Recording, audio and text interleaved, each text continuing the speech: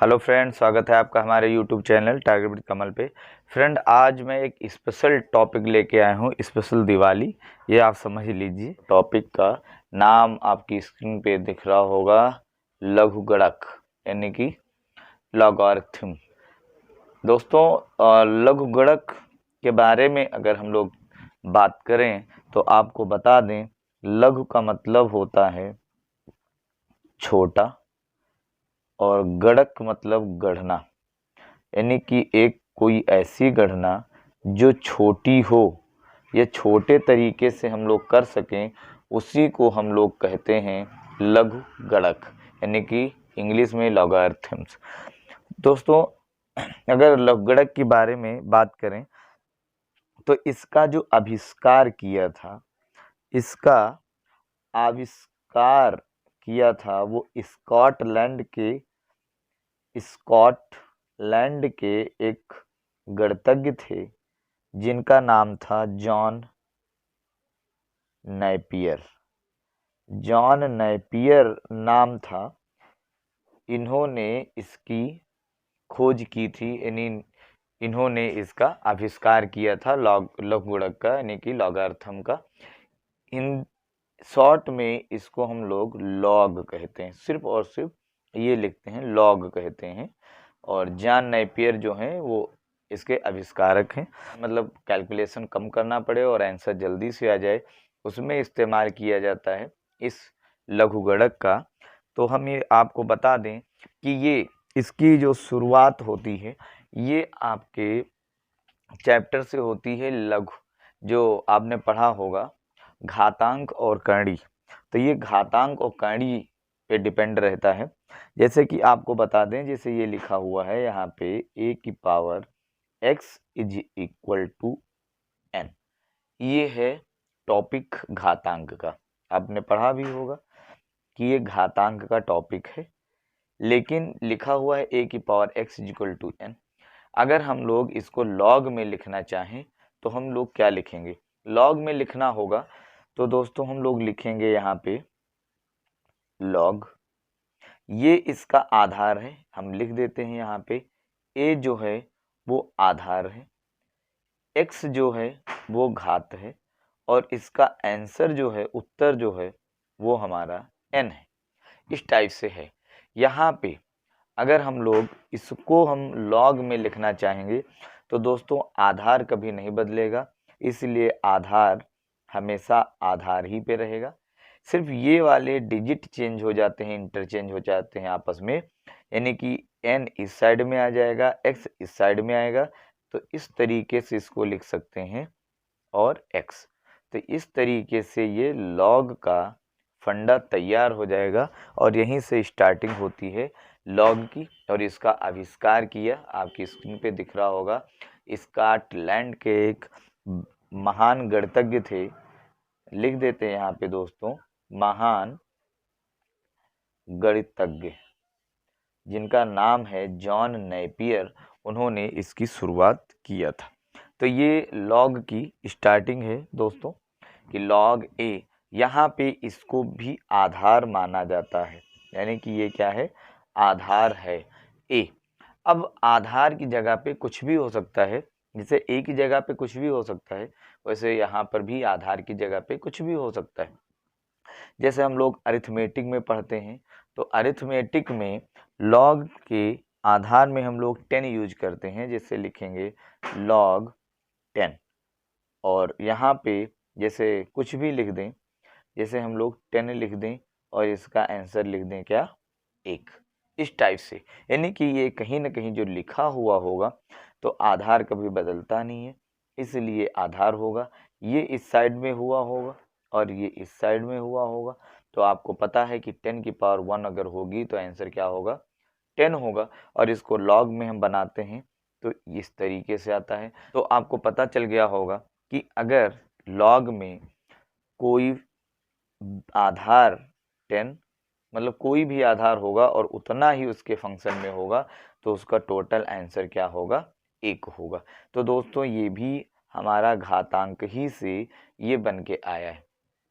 इसी तरीके से आपने पढ़ा होगा कि अगर लॉग, जैसे हम यहाँ पे लिख दें 10 और यहाँ पे लिख दें 1, और आपको बताया जाता है कि log 1 का जो आंसर होता है वो होता है 0। हम इसको इस तरीके से भी लिख सकते हैं या हम डायरेक्ट ऐसे भी लिख सकते हैं, log 1 इज इक्वल टू 0।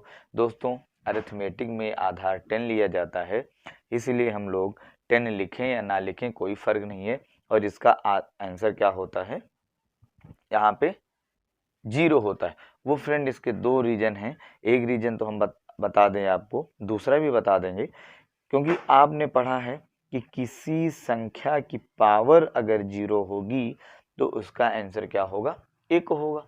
ये तो आपको क्लियर है। इसको लॉग में अगर बना दें तो हमने बताया कि आधार कभी नहीं बदलता है, जैसे a था तो यहाँ पर भी a है, तो यहाँ पे 10 है, लॉग में अगर लिखेंगे तो ये भी हमारा 10 होगा।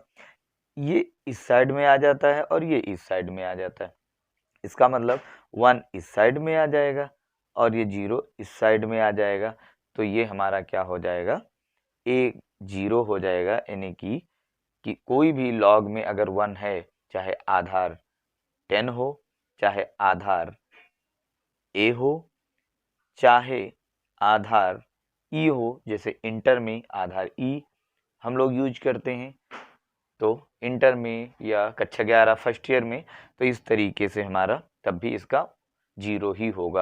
यानी कहने का मतलब है आधार में कुछ भी हो, अगर log 1 है तो आंसर क्या होगा, 0 होगा। एक तो ये रीजन है। दूसरा रीजन अभी हम बताएंगे, परेशान होने की जरूरत नहीं है, क्योंकि log में आपको हम बता दें कि अगर log में कोई फंक्शन दिया हुआ है और उसकी पावर लगी है तो log में पावर आगे आ जाती है, यानी कि इसको हम लिख सकते हैं m log, जैसे a। यहाँ पे फ्रेंड हमने आधार नहीं लिखा है, आधार 10 है, ये आप मान के चलिए। तो हमने क्या बताया कि अगर कुछ भी पावर में होगा तो log में आगे आ जाएगा, जैसे ये आगे आ गया। दूसरा लिख लें, जैसे हम लिख लें log x स्क्वायर, तो ये 2 आगे आ जाएगा, तो ऐसे लिख सकते हैं 2 log x, ये ऐसे लिख सकते हैं। तो दोस्तों इसके अकॉर्डिंग अगर इसका रीजन निकालना चाहें कि ये 0 कैसे होगा, तो आपको पता है कि किसी संख्या की पावर 0 होगी तो आंसर 1 होगा। ये कैसे होता है, अगर आपको पता है तो बहुत अच्छी बात है, अगर नहीं पता है तो आप हमारे प्लेलिस्ट में जा कर के जिसका वीडियो पड़ा है आप देख सकते हैं, बहुत बेहतरीन वीडियो है, आप वहाँ से सीख सकते हैं कि किसी संख्या की पावर 0 होगी तो आंसर 1 होता है, या किसी संख्या की पावर इनफाइनाइट होगी उसका आंसर क्या होगा, या किसी संख्या को अगर 0 से मल्टीप्लाई किया जाता है तो उसका आंसर 0 ही क्यों होता है। तो ये सब वीडियो हमारे यूट्यूब चैनल पे पड़े हुए हैं, आप आराम से देख सकते हैं। तो आज आइए फ्रेंड इसके बारे में बात करते हैं। तो इसके बारे में हमने बताया कि 1 होगा तो 0 क्यों होगा, एक तरीका मैंने बताया कि ये घातांक से आता है। दूसरा तरीका फ्रेंड हमने बताया कि पावर आगे आ जाती है, तो यहाँ पे आपको पता है किसी संख्या की पावर 0 होगी तो 1 होगा, तो जैसे लिखा हुआ है log 10 और यहाँ पे लिखा हुआ है 1, इस 1 को हम इससे रिप्लेस कर देंगे, तो क्योंकि हमको पता है किसी संख्या की पावर 0 होगी तो आंसर क्या होगा, 1। तो फ्रेंड ये हमारा तो बेस है, इस 1 की जगह पे लिख सकते हैं 10 की पावर 0, ये तो आपको पता है, क्योंकि इस 1 ये 1 जो होगा वो 10 की पावर 0 के बराबर होगा। अगर दूसरा आधार होता, जैसे फ्रेंड हम ये वाला आधार लेते, तो यहाँ पे हम 1 के लिए e की पावर 0 कर देंगे, तो यहाँ पे हमारा log e और ये हो जाएगा। तो इसकी कोई प्रॉब्लम तो है नहीं, चाहे जो e होगा तो e पावर 0 कर लेंगे, 10 था तो 10 पावर 0 कर लिया। अब आप इस रूल पे आइए कि जो पावर होती है वो आगे आ जाती है, तो इसमें भी जो पावर है 0 है ना, पावर 0 आगे आ जाएगा, तो 0 इंटू log 10 और ये 10 हो जाएगा, क्योंकि ये बेस है फंक्शन में। अब आपको पता है कि किसी संख्या का मल्टीप्लाई अगर इस 0 से किया जाता है तो आंसर क्या आता है, 0 आता है। तो इस तरीके से अगर log 1 होगा तो इसका आंसर क्या होगा दोस्तों, 0 होगा। ये आपको क्लियर हुआ होगा। और अगर ये 0 से मल्टीप्लाई इसका किया गया, 0 क्यों आया, तो इसका वीडियो आप हमारे चैनल से देख लीजिए। तो ये प्रूविंग हो गई। एक और होता है दोस्तों कि अगर log, जैसे ये m n लिखा हुआ है, बेस कुछ भी हो, जैसे मान लें यहाँ पे अब बेस a होगा, कोई दिक्कत नहीं है। तो इसको हम अगर लिखेंगे तो ये लिखा होता है log a m plus log a n, यानी कि ये अगर मल्टीपल में होते हैं तो ये हमारे प्लस में आ जाते हैं, अगर ये डिवाइड में होंगे m अपॉन n तो ये माइनस में आ जाते हैं। इसको लिख सकते हैं log m minus log n। अब आपके दिमाग में आ रहा होगा कि ये कैसे होता है, तो दोस्तों इसके लिए हम बता देते हैं। अभी मैंने आपको बताया कि ये डिपेंड करता है हमारे घातांक पे, तो घातांक पे दोस्तों डिपेंड करेगा, तो घातांक के लिए हम लोग इसको बताने वाले हैं। तो ये डिपेंड करता है घातांक पे, तो घातांक से कैसे आता है हम बताते हैं। जैसे लिखा हुआ है यहाँ पे, ये हमें प्रूव करना है, तो इसके लिए हम लोग ले लें कि इसे लाइन खींच लेते हैं दोस्तों। यहाँ पे जैसे लिखा हुआ है a की पावर m इंटू a की power n is equal to am plus n, ये घातांक का नियम है। जैसे कि मैंने यहाँ पे घातांक का नियम लिखा था, यहाँ पे घातांक का नाम नियम लिखा था, वैसे ही हमने ये घातांक का नाम नियम क्या है लिख लिया। हमें ये वाला प्रूव करना है। क्या प्रूव करना है कि log a m n जो होता है वो log a m plus log a n type का कैसे होता है। आपको यहाँ से देख के पता चल रहा होगा कि ये आधार है, यहाँ पर भी ये आधार है, आधार नीचे है, ये एम एन है, यहाँ पे लिखा हुआ है m प्लस n, यहाँ पे लिखा हुआ आधार ही तो चिन्ह है। कुछ समझ में आ रहा होगा। तो दोस्तों इसको हम लोग ले लेते हैं कि जैसे लिखा हुआ है यहाँ पे log, ये वाला साइड ले लेते हैं, तो मान लेफ्ट हैंड और राइट हैंड साइड ले लेते हैं, तो हम लोग ले लेंगे log a m plus log a n, ये हम लोग ले लें। ये वाला लेते हैं या ऐसे ही मान लेते हैं, माना log a m is equal to x, जैसे ये वाला हमने मान लिया। उसी तरीके से मान लेते हैं कि log a बेस पे n इज इक्वल टू होगा, वो हमारा किसके होगा, y के। इसको भी हमने दोस्तों मान लिया, जैसे राइट हैंड साइड लिया था, इसमें से इसको हमने मान लिया और इसको हमने मान लिया। अब दोस्तों ये लॉग में है, जैसे इस टाइप से है तो इस टाइप से लिखने वाले हैं, तो इसको लिख सकते हैं a की power x is equal to m, इसको लिख सकते हैं a की power y is equal to n, क्योंकि मैंने बताया आधार नहीं बदलता है, ये आपस में इंटरचेंज हो जाते हैं, ये इधर आ जाएगा, ये इधर आ जाएगा, इसमें भी ये इधर आ जाएगा, ये इधर आ जाएगा। आ गया, एक की क्वेश्चन ये बन चुकी है और एक की क्वेश्चन ये बन चुकी है। दो समीकरण है आपके पास, इन दोनों समीकरणों का आपस में गुणा कर देते हैं, तो हम लिख देंगे समीकरण एक का समीकरण दो से गुणा करने पर, ये हमने कर दिया। तो दोस्तों इसका गुणा हो जाएगा, तो a की पावर x इंटू a की पावर y होगा, और ये हो जाएगा m n, तो यहाँ पे हो जाएगा m n।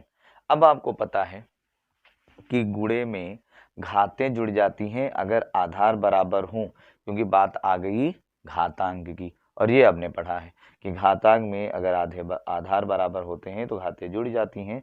तो इसको हम लिख सकते हैं a x plus Y is equal to m n। ये तो आपको क्लियर हुआ होगा, बिल्कुल पक्का है ना। और अब इस वाले को हम इस टाइप से चेंज कर देंगे लॉग में, तो लॉग आएगा, हमने लॉग लिख लिया, थोड़ा ध्यान दीजिएगा, या a था, यहाँ a आया, तो यहाँ a है तो a ही आ जाएगा। देखिए n इस साइड में आया, x इस साइड में आया, तो m इधर कर देंगे, n इधर कर देंगे, तो ये कितना आएगा, x प्लस वाई आ जाएगा। अभी आपके दिमाग में आ रहा होगा कि हाँ सही जा रहा है। अब यहाँ पे log होगा, a होगा m n, दोस्तों ये x दिख रहा है और आपको यहाँ पर भी दिख रहा होगा कि आपने x को किसके बराबर माना था, y को किसके बराबर माना था। तो आपका आंसर होगा x equal to log A M, Y equal to log A N. तो यहाँ पे लिख देंगे log A M plus log A N, और ये आपका प्रूव हो जाएगा, जो कि ये वाला हमें लाना था। अब आपके को समझ में आया होगा कि ये इस टाइप से, जो ये इसके बराबर होता है तो क्यों होता है, किस टाइप से होता है, तो आपको क्लियर हुआ होगा। तो दोस्तों बिना घातांक और करणी के ये कुछ नहीं हो सकता है। तो आप घातांक और करणी ध्यान रखिएगा, आराम से हो जाएंगे। तो एक फार्मूला ये वाला आपका हमने बताया, एक फार्मूला ये वाला बताया, ये ले लीजिए या ये ले लीजिए कि पावर आगे आ जाती है, तो ये दोनों फार्मूले एक ही हैं। एक ये तीसरा फार्मूला और ये चौथा फार्मूला, ये भी प्रूविंग इसी टाइप से होगी, कोई टेंशन नहीं लेना है और इसी टाइप से इसकी प्रूविंग कर देना है और ये आराम से आ जाएगा आपका। तो हम उम्मीद करते हैं ये आपको पसंद आया होगा और समझ में आया होगा कि किसी की अगर log 1 होगा तो 0 कैसे होता है, पावर आगे आ जाती है, और एम एन जो होगा वो log m plus N type कैसे होगा, log m अपॉन n जो है वो log m minus log n कैसे होगा। तो फ्रेंड ये भी इसी टाइप से होगा। तो ये हमने प्लस वाला का आपको करवा दिया है, माइनस वाला आप अपने आप से करिए। अगर आप कर पाते हैं, नहीं कर पाते हैं तो आप हमें कमेंट बॉक्स में बताइएगा कि हम नहीं कर पाए हैं, तो हम आपको ये बता देंगे कि ये कैसे होता है और ये आराम से हो जाने वाला है। और ये भी दोस्तों प्रूविंग में होता है, तो इसको भी हम बता देंगे कि ये कैसे होता है, और ये हम अपने अगले वीडियो में बताएंगे आपको, अगर आप हमें कमेंट करके बताएंगे कि आपको ये वीडियो कैसा लगा। Thank you.